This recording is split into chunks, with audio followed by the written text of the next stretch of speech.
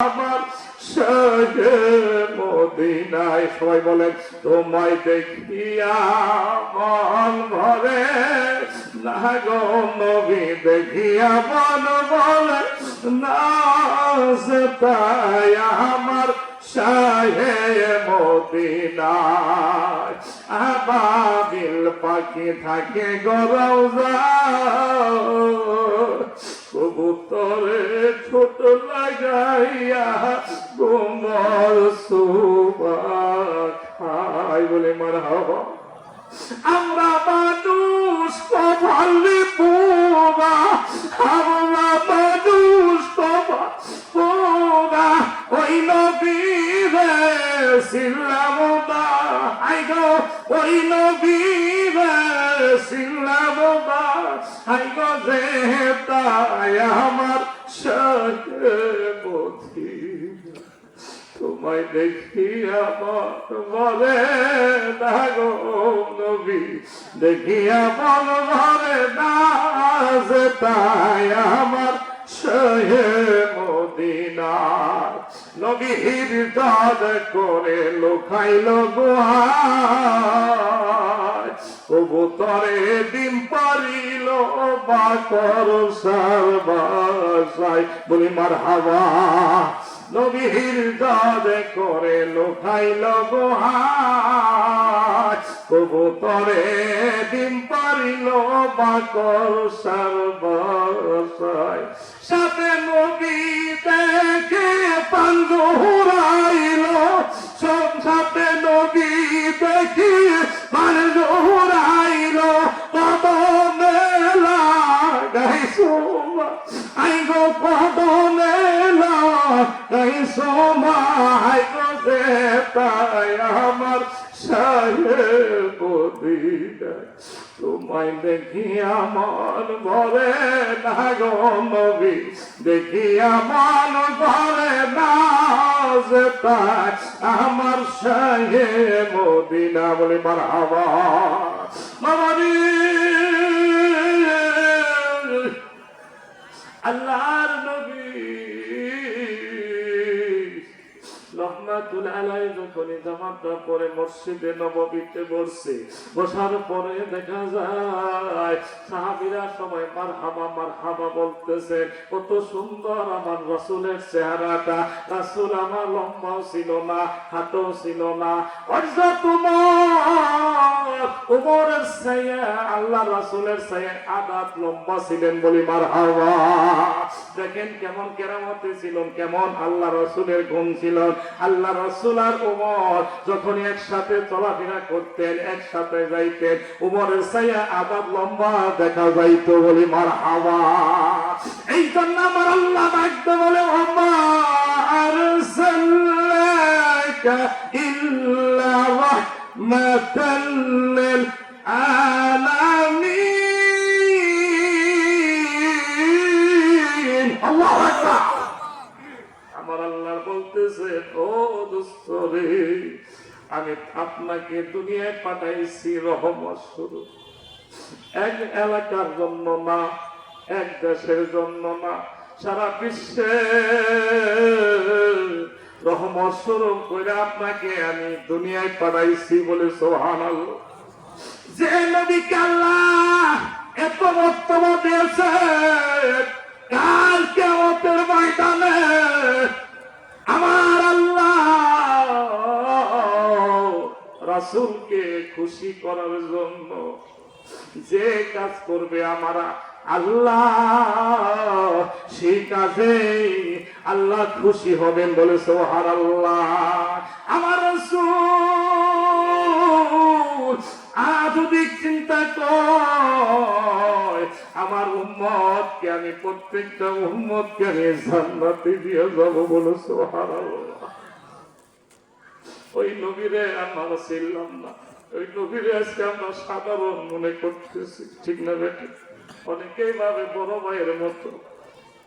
ও বাবা রে, আমার নবী যদি না ছিলেন এমন কোন তরুণী নাই যে আমাদেরকে চিনে নিবে।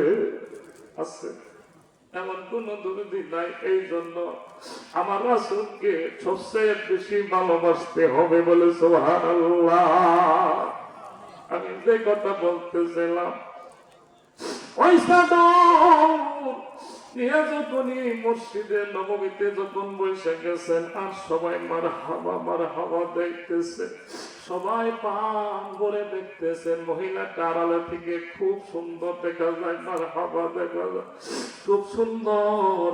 ওই মহিলাটা চোখের পানি ছেড়ে দিলেন, আহারে আমার রাসূল এ যদি আমি পাইতাম আমার জীবনটা ধন্য হইয়া যাইতো বলে সুবহানাল্লাহ। খাদিজা আমার রাসূলকে জীবনের চাইতে বেশি ভালোবাসছে বলি মারহাবা। আমি তোমারে বানাইব গলার মালা, নবী মিঠাও মনের জ্বালা, তোমারে বানাইব গলার মালা, আমি বাকি জীবন কাঁধাইব, নবী পাখি জীবন কাঁধাইব, নবী তোমারই সারা বেগ, তোমার নাইব গলার মালা, নবী মিঠাও মনের জ্বালা, তোমারে বানাইব গলার মালা। ও বাবা রে, আমি যদি আজকে আমি নবীরে যদি গলার মালা বানাইয়া যাইতে বলি, আমার জীবনটাই ধন্য হইয়া যাবে। সবাই যখনই মারহাবা বলে, এক সাহাবী দাঁড়াইয়া বলে, ইয়া রাসূলুল্লাহ, আমি বল হুজুর আপনি যে চাদরটা আপনি গাইতেছেন, এই চাদরটা আমার পছন্দ হয়েছে, হুজুর গো আমাকে চাদরটা দিবানি। তখন এই কথা শোনার পরে সাহাবী হযরত আবু বকর হযরত ওমর দাঁড়িয়ে গেছেন, ভাই যে চাদরটা আমার রাসূলকে ভালোবেসে একটা মহিলা তার দান করছে, আর এই চাদরটা তুমি চাইতেছ, তোমার তো সাহস কম না। আমার নবী রাহমাতুল আলামিন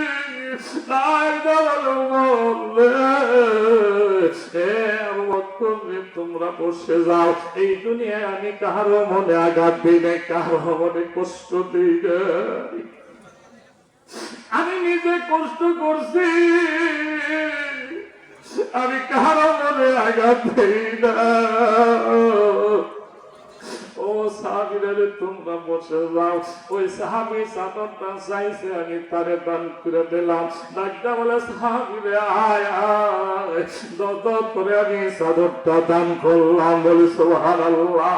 দয়ালার কোন দর চাই না রে, দয়ালার কোন দর চাই না, দয়াল চাইতে তোমার সঙ্গে নিও, ঠিক না রে?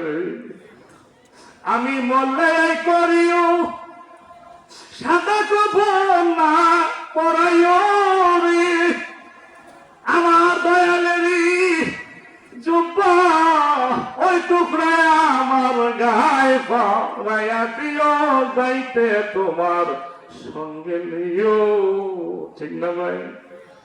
এই জন্য ভালো মানুষের কাছে যাওয়া, এই জন্য ভালো মানুষের কাছে গেলে ভালো জিনিস পাওয়া যায়। আমার নবী বলে, সাহাবী ধরনের তোমার আমি দিয়ে দিলাম। সাহাবী চাদর পাইয়া চোখের পানি ছেড়ে দিছে, চোখের পানি তো ধরে তপ করে দাঁড়িয়ে পাইয়া পানি পড়ে, আর একটা বলতেছেন, ও সাহাবীরা শোনো, এই চাদরটা আমি কিসের জন্য নিছি তা কি তোমরা জানো নি? এই চাদরটা কার গায়ে ছোঁয়া লাগছে? এই চাদরটা কার গায়ে ছোঁয়া লাগছে? বিশ্ব নবীর গায়ে চাদরটা ছোঁয়া লাগছে। ও মায়েরা, তোমরা তোমরা জানো নি এই চাদরটা যে কত দামি হয়েছে তোমরা জানো না। কোরআন শরীফের সাথে যখনই রেহালটা ছোঁয়া লাগে রেহালটা দামি হয়ে যায়। আমার বিশ্ব নবী যার মধ্যে ছোঁয়া লাগছে ওই মানুষটা ওই জায়গাটা দামি হয়ে গেছে বলে সুবহানাল্লাহ। আমার রাসূল যে রাস্তাটা যাইত ওই রাস্তাটা গেরান আসতো বলি মারহাবা। ডাকটা বলতেছেন ভাই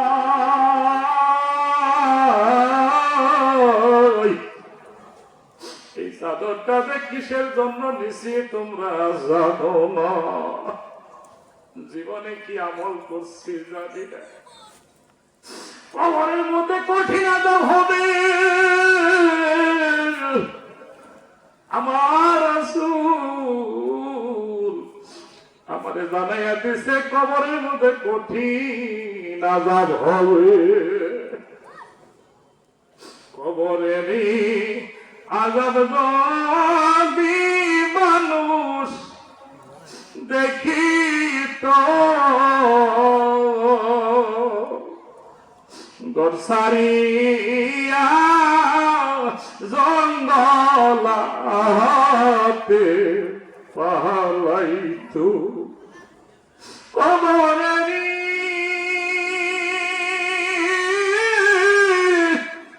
আযাব যদি তুমি দেখিতে গোসাইয়া জঙ্গলাতে পালাইতে। শিখতে ভাই ডাক্তার বলে ও সাহাবীরা রে আমার ওই কবরের আযাবটা আমার মনে পড়ে গেছে। আমি তো কিছু আমল করতে পারি নাই।